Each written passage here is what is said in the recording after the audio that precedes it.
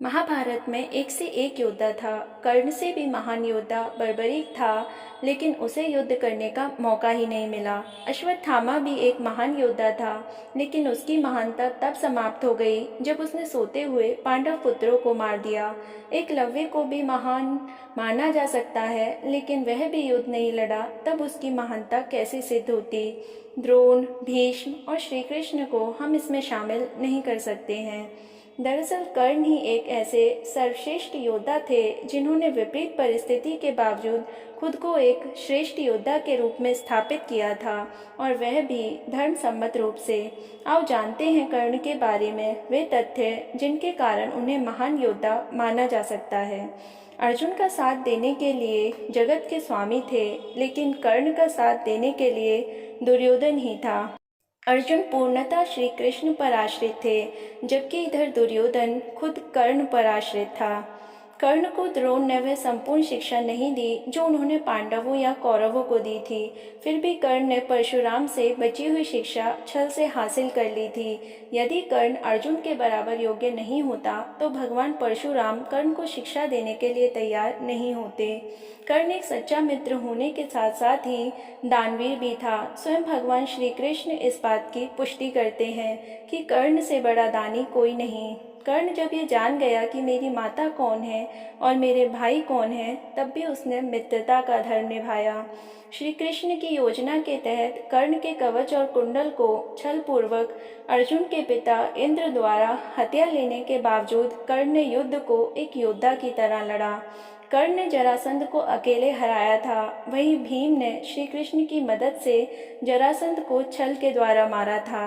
कर्ण के पास भगवान परशुराम द्वारा दिया गया शिव का विजय धनुष था। यह धनुष जिस भी योद्धा के हाथ में होता था, उस योद्धा के चारों तरफ एक ऐसा अभेद घेरा बना देता था जिसे भगवान शिव का पाशुपतास्त्र भी भेद नहीं सकता था। कर्ण को महाभारत में तब तक नहीं मारा जा सकता था जब तक कि उसके हाथ में वह धनुष था। कर्ण ने कुंती को वचन दिया था कि वो उनके 4 पुत्रों की जान नहीं लेगा, लेकिन वह सिर्फ अर्जुन से ही युद्ध करेगा। युद्ध के दौरान ऐसे कई मौके आए भी जब कर्ण का सामना भीम, युधिष्ठिर, नकुल और सहदेव के साथ हुआ। वो चाहता तो उन सभी को मार सकता था, किंतु उसने ऐसा नहीं किया, क्योंकि एक योद्धा का वचन ही उसके लिए सर्वश्रेष्ठ होता है। जैसे द्रुपद को 105 भाई मिलकर जीत नहीं पाए, उसे कर्ण ने दिग्विजय के दौरान अकेले ही हराया था। प्रागज्योतिष का राजा भगदत्त, जिसे राजस्व यज्ञ के दौरान अर्जुन नहीं हरा पाए थे, उसे भी कर्ण ने हराया था। अश्वसेन बाण का संधान दोबारा ना करना, यह भी श्रेष्ठता का प्रमाण है। अश्वसेन एक नाग था जो कर्ण के धनुष पर चढ़ गया था और उसने कहा था कि तुम मेरा संधान करो तो मैं वहां पहुंचकर अर्जुन को डसकर अपना बदला पूरा करूंगा, क्योंकि अर्जुन ने खांडव वन दाह के समय मेरी माता को मारा था। लेकिन कर्ण ने अश्वसेन को इनकार कर दिया था।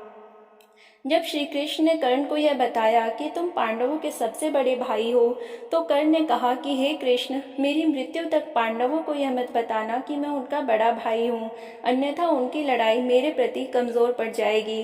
कर्ण की यह बात सिद्ध करती है कि वह पांडवों के प्रति किसी भी षड्यंत्र में शामिल नहीं था, फिर भी युद्ध के सामने योद्धाओं की तरह ही लड़ा। महाभारत के एक प्रसंगानुसार जब कर्ण के बाणों के प्रहार से अर्जुन का रथ कुछ इंच पीछे चला जाता है और कृष्ण उसकी प्रशंसा करते हैं, तब अर्जुन कहता है कि मेरे बाणों से कर्ण का रथ कई गज पीछे चला गया, तब आपने मेरी प्रशंसा नहीं की। अर्जुन की इस बात पर भगवान श्री कृष्ण कहते हैं कि कर्ण के रथ पर कर्ण और महाराज शैल्य बैठे हैं, परंतु तुम्हारे रथ पर मैं यानी भगवान नारायण और महावीर हनुमान बैठे हैं। तब भी कर्ण ने तुम्हारा रथ पीछे धकेल दिया।